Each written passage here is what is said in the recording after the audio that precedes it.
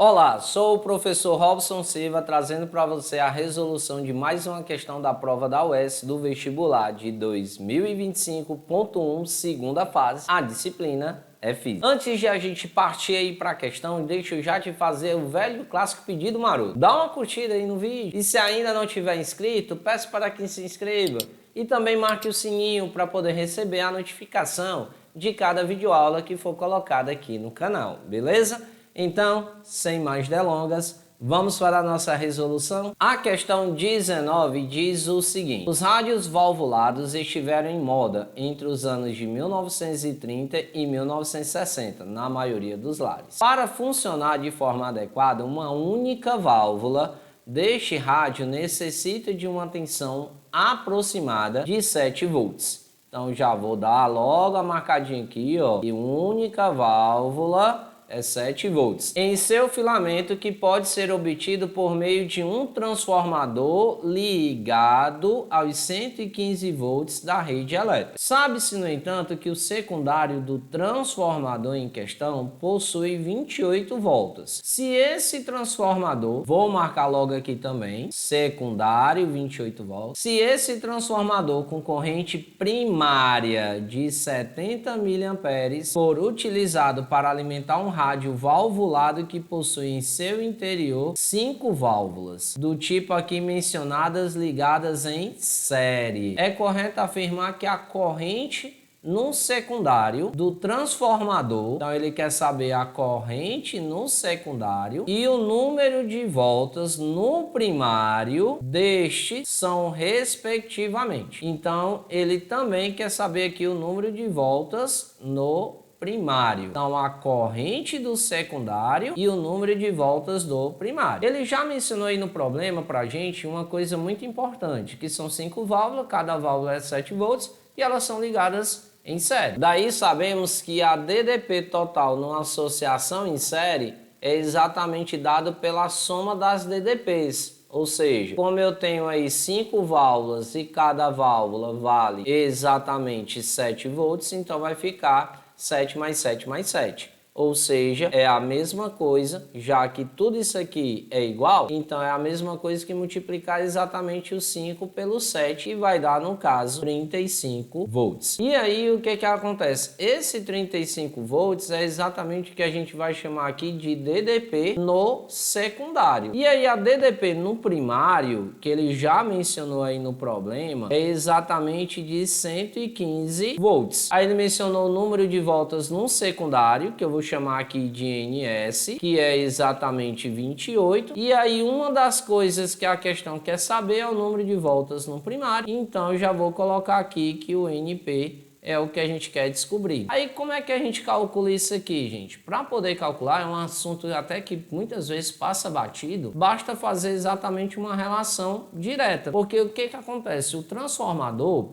a rede elétrica, por exemplo, externa, quando ela chega, você vê que tem uma caixa lá no poste bem grande, né? Que ela é como se fosse voltas, né? E aí o que acontece? Nessa caixa, ela está transformando exatamente uma DDP que está vindo muito acima de 220 para uma DDP de 220. Para gente que mora aqui em Fortaleza, por exemplo. E aí, para fazer essa transformação, o que acontece é ter um número de voltas. Então, esse número de voltas que está lá no meu transformador vai transformar essa DDP. E aí o número de espiras é diretamente proporcional à DDP. Então, para uma DDP alta, o número de espiras alto. Uma DDP baixa, o número de espiras também baixo. Então, significa que nós vamos ter que o NP, que é o número de espiras do primário, sobre o número de espiras do secundário, vai ser exatamente igual a DDP do primário dividido pela DDP do secundário. Aí o número de espiras do primário, na questão, é o que ele diz que quer saber, é um dos dados. Aí o número de espiras do secundário, ele deu, vale 28, é igual a DDP do primário, que vale 115, dividido pela DDP do secundário, que vale 35. Aí aqui, gente, é só fazer aquela velha e boa multiplicação em cruz. Mas para a gente ganhar tempo,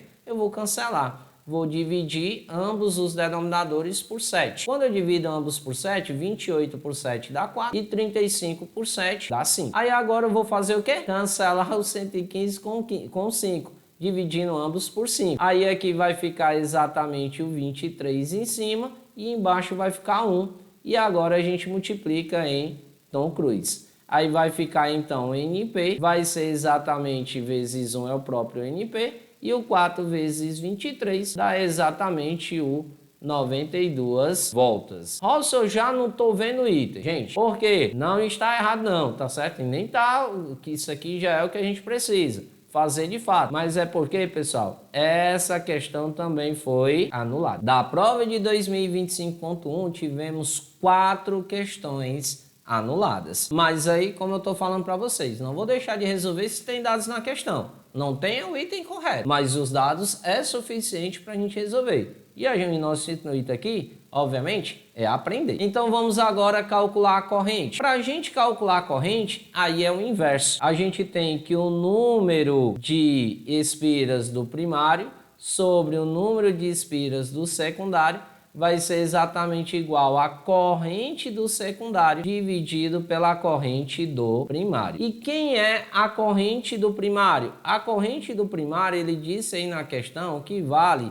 exatamente 70 miliamperes. E aí, no caso, a gente vai calcular exatamente a corrente do secundário. E aí o NP, a gente já sabe quanto é que vale 92, acabamos de calcular. O do secundário, a gente sabe que vale 28, vai ser exatamente igual à corrente do secundário, que é o que a gente quer descobrir, dividido pela corrente do primário, que no caso vale 70 miliamperes. Aí mais uma vez a gente pode cancelar, eu divido ambos os denominadores por 7, aqui vai ficar 4 e aqui vai ficar 10. Aí 92 dá para dividir por 4, mas vamos fazer logo mesmo a multiplicação em cruz. Vai ficar 4 vezes o IS, que dá 4, corrente do secundário, igual a 10 vezes 92, que dá exatamente 920. Aí a corrente do secundário vai ser 920 dividido por 4, e no caso vai dar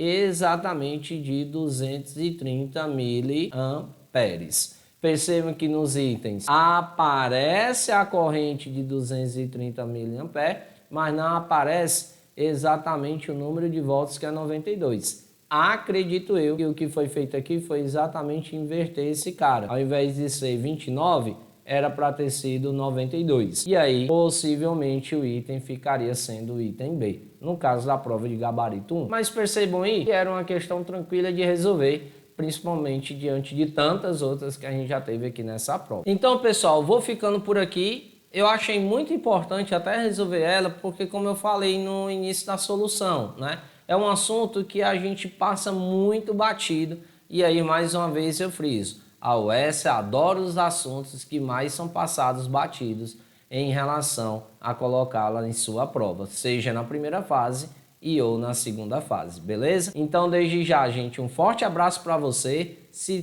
ficou com alguma dúvida, deixa aí teu comentário, e aí eu posso lhe explicar, beleza?